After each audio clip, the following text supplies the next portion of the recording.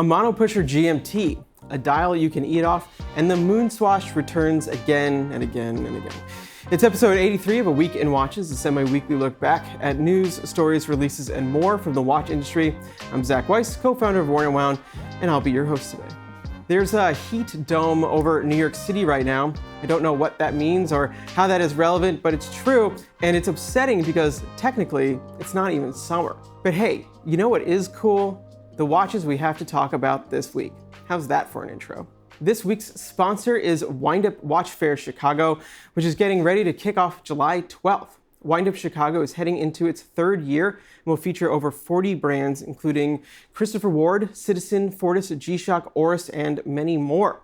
Located at Venue West in West Town, it's sure to be another exciting year. Learn more at windupwatchfair.com. Okay, like and subscribe. Let's get started. FARER triples down on chronographs. Back in 2018, UK's FARER watches, a favorite of the small independent scene, launched the Cobb, Seagrave, and Eldridge automatic chronographs, which I believe were their first mechanical chronographs. This line was sort of short-lived due to movement shortages, but in 2021, FARER revived two of the three, the Cobb and Seagrave, as mono pushers. Featuring barrel cases and dual register dials, they immediately brought late 60s, early 70s motorsport chronographs to mind, and looked good doing it. Well, for 2024, they've relaunched both models again, now as version 3, but with new movements giving them added functionality. Before getting to what's inside, the case on these watches is a bit of a standout. Measuring 41 by 44 millimeters, the all-steel construction features a unique detail, fully engraved sides with a diamond pattern. I just love this. FARER is maybe the only brand I can think of that utilizes engraving on their cases, which not only makes them different in the sea of the same, but gives them more personality. In this case, adding an aggressive edge that speaks to the watch's motorsport roots. Okay, with that out of the way, while there are many subtle differences between this generation and the last, the biggest is that they now feature collar GMT complications in addition to being mono-pusher chronographs. They are also manual instead of automatic. GMT chronographs are very uncommon in general. Mono-pusher chronographs are uncommon too, though more common than GMTs. But mono-pusher GMTs, well, that's a whole new ballgame, one that has been made possible by Sellita expanding on the SW500 platform quite extensively over the last few years. So while these are among the first we're seeing, they are unlikely to be the last. As for the two models, the Seagrave, seen here on my wrist, features a textured black surface with subdials at 12 and 6, applied lume blocks at the hours, and a split black and white 24-hour index on the chapter ring. For FARER, it's pretty subdued, though they did add some color via the hands in the form of a blue chronoseconds, orange GMT, and green active seconds. Compared to the older model, which had more color and applied a polished numerals, the new version is more toolish in a way that works better with the concept. If you think color when you hear FARER, then the Cobb is the version for you. The dial is sunburst blue in an almost worn denim tone and features cream-colored subdials at 9 and 12. Yes, 9 and 12, just like the weird and uncommon Valjoux 7765. Okay, chrono nerd moment over. The subdials have blueprint. The first 10 minutes of the 30-minute counter are lemon yellow, and the chapter ring is also cream colored, with a 24-hour index in dark blue, medium blue, and orange. Blue and orange hands cap it off. As you likely noticed, the Seagrave and the Cobb have different subdial layouts, which means that they actually are using slightly different movements. Inside of the Seagrave is the Sellita SW536M MP, whereas the Cobb features the SW530M MPA. Both feature a 62-hour power reserve and a frequency of 20,000 beats per hour, though different joule counts. The SW536 in the Seagrave has 29, and the SW530 in the Cobb has 25. The FARER Seagrave 3 and Cobb 3 mono-pusher GMT manual wind chronographs are available to pre-order now for $2,195 and will begin shipping July 17th, so not too far away. Seiko shows its fragile side.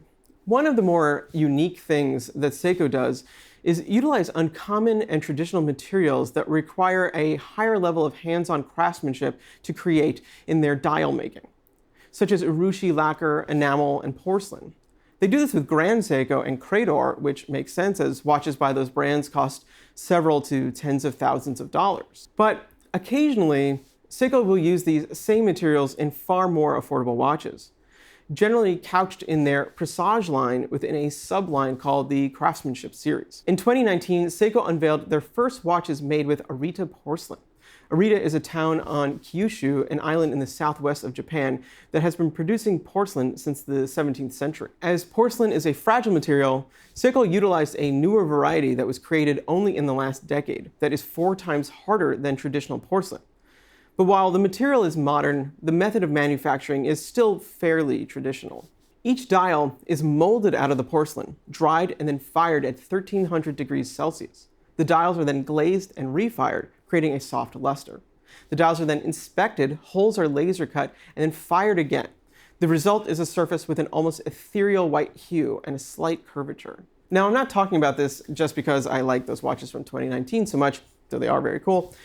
Rather, Seiko has announced a new Arita Porcelain dialed watch, the SPB 445, which features a Hakuji dial, highlighting the pure white of the porcelain via a transparent glaze.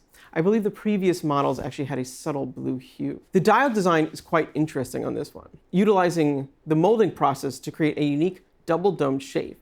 There's a surface at the center that is outlined by an index that is purely molded in, becoming a subtle and gorgeous decorative element. The surface around this appears to dome up and down, features the primary indexes, which consists of bold bars for the hours and fine lines for the minutes and seconds, all in dark blue. A sunken 24-hour subdial sits at 6, creating another 3-dimensional feature. The 24-hour index features numerals every 4 hours and an elegant typeface for a traditional feel. The hour, minute, and 24-hour hands are all leaf-shaped, while the seconds is a long, thin stick with a crescent counterweight. To emphasize the curvature of the dial, the seconds and minutes are curved as well. All hands are dark blue. A Seiko logo sits at 12, followed by Presage, Automatic, and then 3 days, each on separate lines. Yes, 4 lines of text at the top of the dial, except it isn't really the top, it's closer to the center, so it looks very crowded. Look, this dial is gorgeous. The use of porcelain is wonderful, the shaping and texturing unique, the simple bar index bold yet tasteful. Why add the clutter? Brands, for the love of all things horology, let's start cutting the marketing text from dials. We don't need it. Put it on the case back. The SPB 445 features a steel case with super hard coating that is 40.6 by 49.1 by 12.5 millimeters with a 20 millimeter lug width. So it's not traditional dress watch small, nor is it quite oversized. Maybe it's a touch larger than I would like for a watch this style, but I'll hold my judgment until seeing it in person. The case does have an appealing design though, with relatively thick lugs coming straight out of a cylindrical center, combining brushed and polished elements. Powering the SPB 445 is the 6R5H caliber, which I believe is a newer caliber as it features a 72-hour power reserve, thus earning the 3 days on the dial. It's automatic with hand winding and features hacking, 24-hour hand, 24 joules, and likely a frequency of 21,600 beats per hour, like most 6Rs. Precision is rated to plus 25 to minus 15 seconds per day. While I'm not Captain Precision and don't mind if a watch is a few seconds to maybe 10 off a day, plus 25 to minus 15 is a wide swing. There's nothing new for 6R movements or anything mainline Seiko that isn't quartz or spring drive, but seriously, I'd rather a 40-hour movement with tighter specs than a 72-hour one that might be nearly half a minute off a day. This is especially true given the $1,900 price tag for the SPB 445, which feels both very fair for a porcelain dial given the process and rarity associated with the material, and too much for a watch that is potentially so imprecise. Anyway, the SPB 445 comes on a 5-link bracelet with brushed and polished links and will be available beginning in July of this year. The Moon Swatch moons us again. Look, at this point, I'm just not going to really give the Omega X Swatch Moon Swatch Speedmasters much of an intro. You know them, your friends know them, heck, maybe even your parents know them. I don't know the numbers, but they are likely one of, if not the most successful single lines of watches behind the Apple Watch. In New York City, seeing them on a wrist is common. Now that we are past the unpleasantness of their initial launch, the forced exclusivity of their distribution, and the high-pressure hype around getting them, I feel like we can take a step back again and just look at them objectively. They are fun watches. They're fairly affordable. They look good, especially in funkier colors. In a world where smartwatches were once prophesized as the killers of all things that tick, they are a joyful sign that analog watches will never die. Okay, I guess that was a bit of an intro after all, so let's cut to the chase. There are 3 new moon swatches, and rather than looking out into the stars, they express the view from the stars of the little blue and green ball floating in space we call home. That's Earth, I mean Earth. Sensibly titled the Mission on Earth models, this trio of vibrant new moon swatches each tackle an aspect of nature, though seemingly not exactly related beyond that: lava, polar lights, and the desert. So a substance, an electromagnetic phenomena, and a biome. Okay, there is a relationship. They all speak to certain colors or palettes. Before getting into the individual models, beyond the theme, all 3 share the same dial layout. Duh, they are all Speedmasters.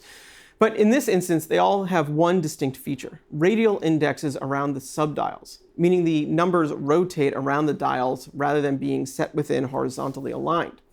This is a reference to the dial of the Alaska 3 models from 1978, which were never made for the public, Alaska being the code name for the Speedmasters developed for NASA. In the context of the Moon Swatch, I have to say, they bring a little more balance to the dial and are, of course, a nod to the nerds. All right, on to the models. Starting with the most subtle, Desert features a combination of sandy, khaki, and taupe tones.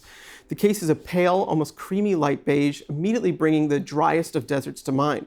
The dial and bezel utilize a dark but desaturated brown-gray that feels like shadows on sand. The hands and dial accents match the case color, and dark khaki loom is used to keep the tonality of the palette. When the Moon Swatches first came out, my immediate favorite was the Mission to Jupiter, thanks to its khaki case. But I have to say, the slightly paler, warmer dial and bezel color never felt quite right to me. Seeing this new desert color, I think they nailed the combination. Well, at least in the photo. It's more restrained, yet by making the dial and bezel contrast the case more, they steered away from any clashing. Okay, let's leave the calm of the desert behind and look up to the polar lights, better known as Aurora Borealis. This one is really striking, with a vibrant turquoise case paired with a dark blue bezel and an aventurine-inspired dial, meaning dark blue with silver flecks but not actual aventurine glass, which is understandable. White is used as the accent and loom color, as well as to outline the subdials, making them stand out. The hands are all turquoise as well. Look, this one is just objectively good looking. The case color is gorgeous, utterly different, and speaks to perhaps the most vibrant color within Aurora Borealis. The use of flecked dial brings the night sky to mind. Together, they create the story they were looking to tell. Color me impressed. Last is lava, magma, molten rock. I have a feeling this one will be the most popular, not just because it looks hot, wink wink, but because it adds in yet another Speedmaster reference. As you know, the case on this one is a fiery orange, like a really intense red orange, but far enough from red to not be confused with the mission to Mars. The bezel and dial are black, which not just works with the lava theme, as cooling lava appears black, but because it gives a bit of a classic Speedmaster look. And here is where there is a subtle double nod to another Speedy, the Ultraman from 1968, which featured a black dial and an orange second hand. The model was then spiritually revived as a Fratello collaboration in 2018, which featured additional orange marks per hour and orange tachometer text on the bezel, both of which made their way to Mission on Earth lava.